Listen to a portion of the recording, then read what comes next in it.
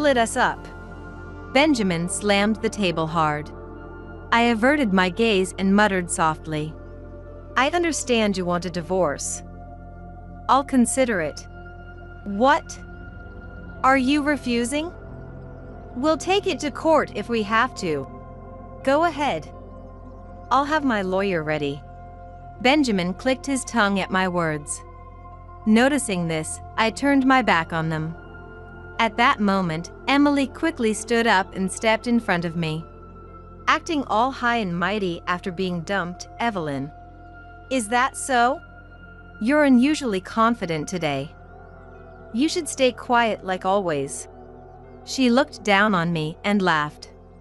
Maybe the old me would have faltered here. But now, I had the resolve to get revenge. So, I wasn't scared at all. "You better be prepared. This time, I won't forgive you." "Then leave quietly, loser." "You don't have to tell me. I'm leaving." With that, I stormed out of the living room. I returned to my room and packed a few belongings.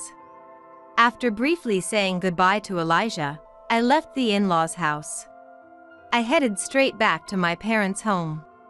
There, I told Dad about Emily. He seemed at a loss for words. Thus, I began living at my parents' home. Later, I called Ella, who had a child enrolled in the childcare center where I worked. Ella was a lawyer with significant experience in divorce cases. "So, can you step in and help?" "Of course, Evelyn. You've always taken care of us." "Thank you." "What should I do now?" I asked for advice. Ella also proceeded with the matter. She gave me various pieces of advice. "Then, I'll take care of the rest." "Thank you very much." I hung up the phone. Now, I could leave everything to Ella. Finally, I could take a deep breath. As soon as I did, a wave of frustration washed over me, and I found myself crying. No, I can't cry yet. Not until my revenge is complete. I quietly wiped away my tears. From that point on, my days were a whirlwind. I exchanged detailed messages with Ella and prepared everything meticulously.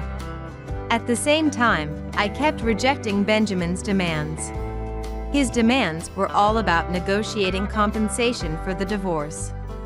I signed the divorce papers because I needed him to remarry. As expected, right after I signed the divorce papers, Benjamin and Emily obtained their marriage certificate.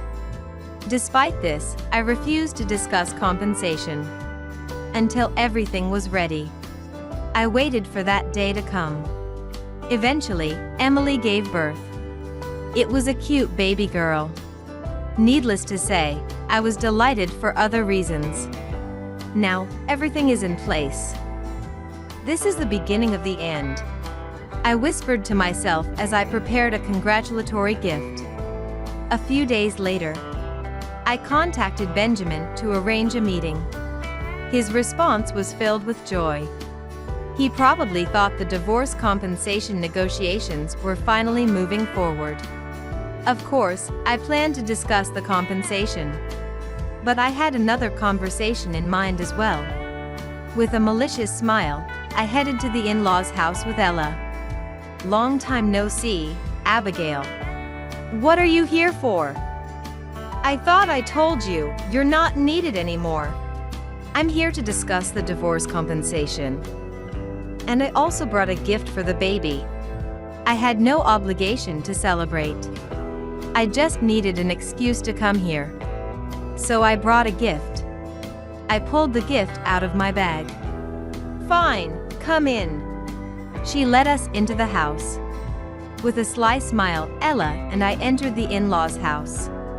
"Long time no see, Benjamin, Emily." As I called out, Emily, who was holding the baby, turned around sharply. "What are you doing here?" "I brought a gift for the baby." "Give it to me." She reached out her hand. I sighed and handed over the gift. Then, we began discussing the divorce compensation. Thanks to Ella's presence, The conversation proceeded smoothly. Is this acceptable for you? Yes, that amount is fine. I'll pay it. Please bring it to the law office. I will hand it over to Evelyn. Ella explained calmly. I then opened my mouth to speak. Since the discussion with Benjamin is over, now it's Emily's turn. What? Why me? Because you're Benjamin's affair partner, right? Or is it that the child isn't Benjamin's? I said provocatively. Emily's face twisted. The child is Benjamin's. I have proof. Weren't you seeing a lot of people? Don't say such rude things. It's only him now. Emily raised her voice, but that was simultaneously an admission of her infidelity. That alone was sufficient evidence for me. However, I wanted concrete proof. For now, show me the proof that the child is Benjamin's. Here it is. The DNA test results. Benjamin handed over the test results from the side. It was a DNA test report. Apparently, they had done a proper DNA test with a legitimate institution. The result clearly stated that the child was Benjamin and Emily's. How about that? Now it's clear, right? You were suspicious, but too bad. Well, congratulations. Good for you. Now it's clear that you were the cause of our infertility. Assuming I was the cause of our infertility based on these results was short-sighted. Anyway, this makes solid evidence. Solid evidence? What do you mean?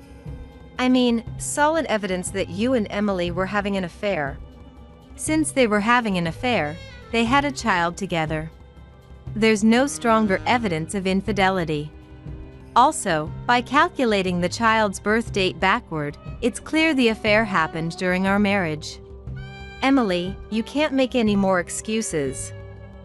I'm going to demand settlement money from you. What? What do you mean? Emily was dumbfounded. The reason for my divorce was his infidelity. Additionally, Benjamin had declared that Emily was his affair partner. Emily, however, had a chance to make excuses. She could have claimed that she wasn't actually having an affair with Benjamin and was merely helping him out of a favor. If she had said that, she might have been able to talk her way out of this situation. Of course, if I had presented objective evidence, it would be different. But finding evidence of an affair after it's discovered is quite difficult. It's almost impossible to obtain proof of infidelity like a detective. So, even if I demanded settlement money from Emily, she might have been able to escape. That is, unless Benjamin wasn't the father of Emily's child. However, Benjamin was indeed the father of Emily's child. This meant Emily could no longer make excuses. So, I'm going to demand a hefty settlement from you. You tricked me. Pretending to doubt who the father was. You misunderstood on your own, didn't you? Besides, it's your fault for cheating. She crumbled at my words. Watching her fall apart was satisfying. Thus, I successfully took revenge on Emily. However, there were people who felt discomfort at my actions. They were Benjamin and Abigail. They suddenly became sullen and tried to send us away. If you're done, get out. That's right, you're disturbing our family time. Despite their words, I couldn't leave yet. I still had things to do. Sorry, but the conversation isn't over yet. Not over? Are you still trying to extort money? Benjamin raised his voice. I replied politely, knowing that wasn't the case. I need to talk to Elijah. Dad? Benjamin was stunned. At that moment, Elijah came home. It seemed he had gone shopping in place of Abigail and Emily. As soon as he saw me, Elijah greeted me with a smile. Evelyn, you're here. What brings you today? I'm here for the baby celebration, the divorce settlement discussions, and to bring you the results of a behavior investigation." At my signal, Ella pulled a large envelope from her bag. She took out several reports and colorful photographs and spread them out on the table. We conducted an investigation into Emily's behavior and happened to capture some photos of Abigail as well. I pointed to one of the photos on the table. At that moment, Abigail cried out, "Wait, stop!" Abigail tried to cover the photos. "Let's see here. These are well taken. And who is this man?" "Well, he just asked me for directions," Abigail responded nervously. With a sigh, I answered for her. "This person is a student at a nearby university. This person works at a supermarket." I picked up each photo one by one and explained them to Elijah. There were about 30 photos in total. In all of them, she was with different men. It seems she has been having affairs with many men. If you decide to divorce, she can help you," I said, indicating Ella. Elijah nodded and responded, "I see, I'll consider it." "Honey, this is..." Abigail desperately started to make excuses. But Elijah silenced her with a stern look. "Be quiet. We'll discuss this matter later." "Okay." She was on the verge of tears, looking dejected. Finding her expression amusing, I couldn't help but laugh. "That's enough. Come on, leave now." Feeling uncomfortable, Benjamin began urging us to leave. But there was still one more thing I wanted to do. Just a little more to discuss. "Enough already. Stop ruining our lives." Emily forcefully stood me up and began pushing me towards the door. "But wait. Shut up. You're in the way. If you stay any longer, I'll call the police."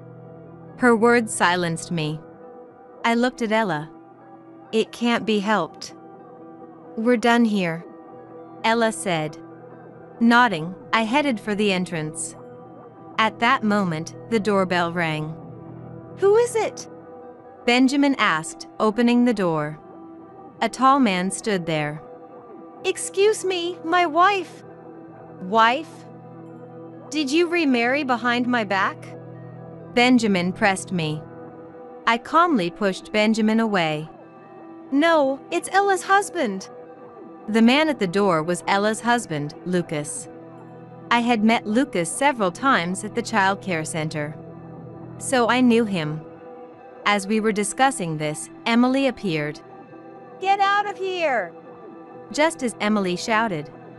She tried to escape deeper into the house. I caught her and said, "At least say hello. He's your affair partner and your current main boyfriend, right?" "What? Your current main boyfriend?" Benjamin was stunned. Ignoring his reaction, I continued. "You two always seem close. Of course, you knew you were being noticed, right?" "What? What are you talking about? I don't understand." Emily played dumb. This was the reason she was trying to kick me out. Here's the situation. Emily told me she had Benjamin's child. At that point, she thought I wouldn't investigate any further. Of course, just saying she had a child would be enough evidence without needing further investigation. But contrary to her expectations, I had conducted an investigation into Emily's behavior. The moment I spread the photos on the table, Emily must have realized that. She must have thought, maybe my ongoing affair has been discovered. However, the photos on the table were all evidence of Abigail's infidelity. So Emily thought, if I quickly kick her out, I can hide my affair. "That's why you tried to force me to leave the house, right?" I asked Emily. She turned her face away and clenched her teeth. Benjamin grabbed Emily by the shoulders and questioned her loudly. "Emily, have you been cheating on me?" "No, I'm not cheating. she replied in a small voice. Benjamin, irritated, pressed further. "Speak clearly, what's going on?" It wasn't just an affair, it was serious. It was Benjamin who was having an affair. I answered in her place, and Emily broke down in tears on the spot. Meanwhile, Benjamin stood there in shock. I decided to add fuel to the fire for these two, as part of my ongoing revenge. Well, it seems he was just playing around with Emily. Why don't you try to reconcile with Benjamin again? Don't joke with me. I refuse. Don't think you can get away with this. Who are you to talk? I'm sure many people thought the same. I almost burst out laughing myself. Behind me, Ella calmly and quietly told Lucas. That's why I have evidence of your infidelity. Be prepared to pay a lot of compensation in the divorce. Lucas broke down in tears at the entrance of the in-laws' house. If you're going to cry, you shouldn't have cheated. That was the lesson learned from this incident. In any case, I managed to expose everything on both sides. Now, it was up to the people involved to handle the rest. Smiling, I left the in-laws' house. After that, Elijah and Abigail got divorced due to Abigail's infidelity. Elijah ruthlessly kicked her out. With nowhere to go, she rented a small nearby apartment. However, she had very little money to spend freely because she had to pay for the compensation ordered in the divorce settlement. She had to work to support herself. She reluctantly started a part-time job. But having been a housewife for so long, she struggled with the work. She was scolded daily by younger employees and felt both physically and mentally exhausted. Meanwhile, Benjamin and Emily also decided to divorce quickly. The cause of the divorce was clearly Emily's infidelity. But their situation was not straightforward. However, the issue was child custody. They were fighting over who would take custody of the child. To clarify, neither of them wanted custody. They were fighting to push the responsibility onto the other. Naturally, it wasn't easily resolved. In the midst of the ongoing dispute, Emily pulled out the results of a private investigation into Benjamin's conduct. It turned out Benjamin had continued his affairs with other partners I had pointed out, even after marrying Emily. Emily argued that Benjamin should take custody of the child since the divorce was his fault. In the end, they continued to accuse each other of being the cause of the divorce due to infidelity. Meanwhile, as court costs piled up, Benjamin was spending most of his salary on the case. Having been kicked out of the in-laws' house, he couldn't afford to live alone. Eventually, he moved into Abigail's apartment, and the two of them lived together, constantly fighting. On the other hand, Emily also had to earn money to cover court costs. After marrying Benjamin, Emily had quit her part-time job. She didn't have any significant savings either. Naturally, she quickly ran out of funds. She turned to her father for help, but her father, angry over my situation, refused to help her. Abandoned by her father, Emily chose to work at a strip club. She seemed busy with court and childcare during the day and work at night, but that was no concern of mine. Incidentally, I heard that Ella's divorce was finalized too. With the evidence, Lucas quickly agreed to the divorce. Knowing this, I felt a bit regretful, thinking my request caused Ella's divorce. But Ella had already suspected Lucas's infidelity and considered my request a good opportunity. If that were true, I needn't worry about it. As for me, I'm still working hard as a childcare worker. The divorce was undoubtedly a shock. But being with children brings a certain kind of healing. Regardless, I vented my frustrations to Ella.